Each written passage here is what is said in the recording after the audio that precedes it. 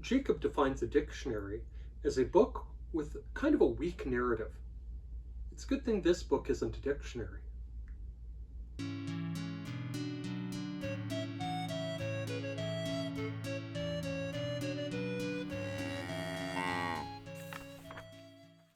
Hi everyone, I'm Jacob, I'm the CowHatLibrarian, and I was excited for this one.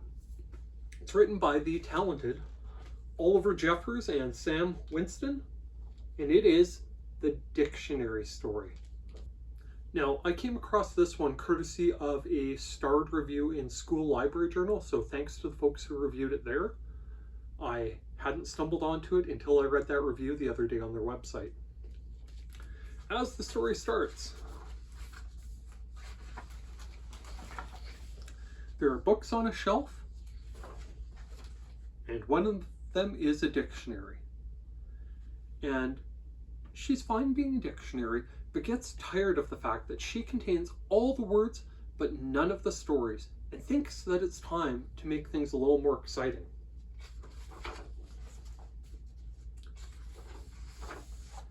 And decides to bring her words to life, starting with an alligator from the A section of the book, who gets hungry and starts thinking about a donut from further back in the book, and chases after that donut through a ghost from the G section, and runs into the moon in the M's,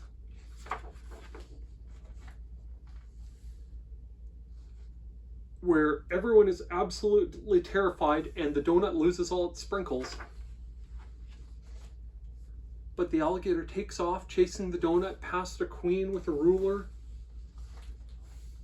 sending the ruler flying into the ink, and everyone ending up on the page where the tornado exists, who's always in a bad mood. And the antics continue from there until the dictionary decides that this is way, way, way too much stuff, and has to rely on the alphabet song to get things back in order.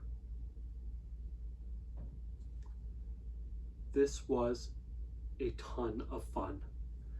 So first off, Jeffers' illustration style, it's still sketchy and still kind of silly, but it's undeniably effective in evoking a particular mood. Readers can tell what the characters are thinking and can tell by the scope of the page what their mood should be and what the general tenor of the scene is. The ghost cracked me up throughout the book, first because it reminded me of the ghost from the video game Undertale, who lays down and is just sort of morose when you have to walk over top of him to pass through a particular area, but also because he makes friends with a puddle that appears, and that was just, it was a fun, cheerful moment for me.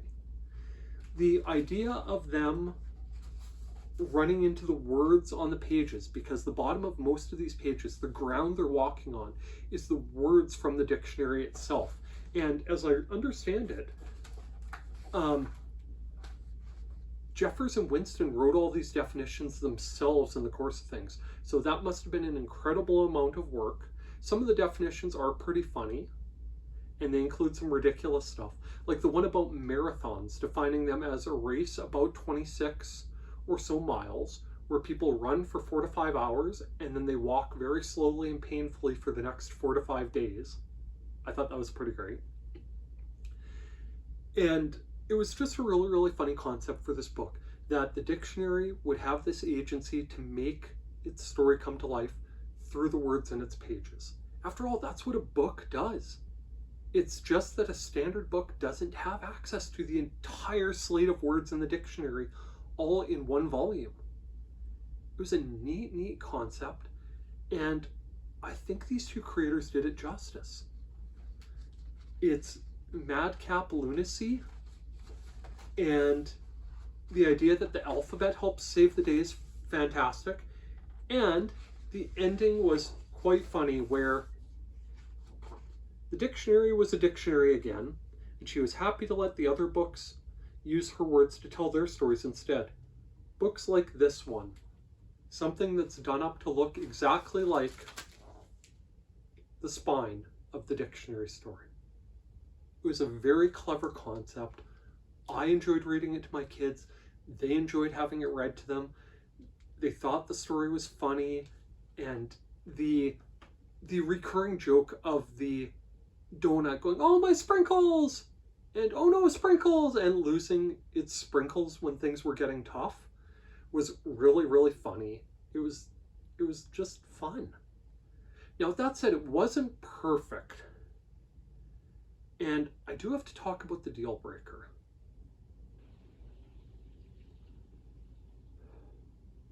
The deal breaker is simply this. This book is appealing. I can see kids wanting to read this book. I can see them being excited to give it a try and read about what happened to the dictionary who wanted to tell a story, and read about the alligator who chased a donut, and read about the tornado that was mad at all of them, and being dismayed to find out that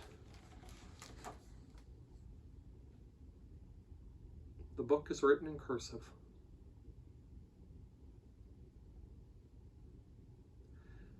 That basically shuts it off from a lot of kids being able to enjoy this. Either ones who didn't get taught it or ones who aren't old enough to learn it yet. And it's a shame. This was a lot of fun. I found that when I read it to my daughters tonight, and they're 7 and 9 years old, that they were interested in the idea of what a dictionary was. And when I told them what it was and how they worked and the uses of them, they were interested. And my younger daughter wanted me to read more of the definitions from this book, because the couple I read defined things for her in a funny way and made it interesting. But the narrative of the actual story, she wouldn't be able to read this. And that's a real shame. And it's too bad. So I liked it. I recommend it. If you like Jeffers' other books, you'd probably get a kick out of it. If the readers in your lives like things like The Book with No Pictures, this might be a fun progression from that. The idea that words have meanings and that dictionaries tell you all of them. It might be a fun thing to carry on with. If you like Jeffers' other books, certainly give this one a try. So, go borrow it from your public library. While I'm on that topic, if you use and appreciate the services offered by your public library, why not take just 1 minute and tell the powers that be exactly that? Tell your mayor, tell a council member, tell your MP or MLA that you use and appreciate the services offered by your public library. We're at a time where some libraries are having trouble finding sustainable funding to continue improving the materials, programs, and services they offer. And a few good words in the right ears might make a world of difference. Now, if by some chance you're a library staff member, don't forget, watching my videos counts as professional development time. With that, thanks for listening to me define what a good book is, albeit one with a deal breaker. By all means, please like, please subscribe, and please check back to see what else I have to talk about from the CowHat Library. Thank you. Bye now.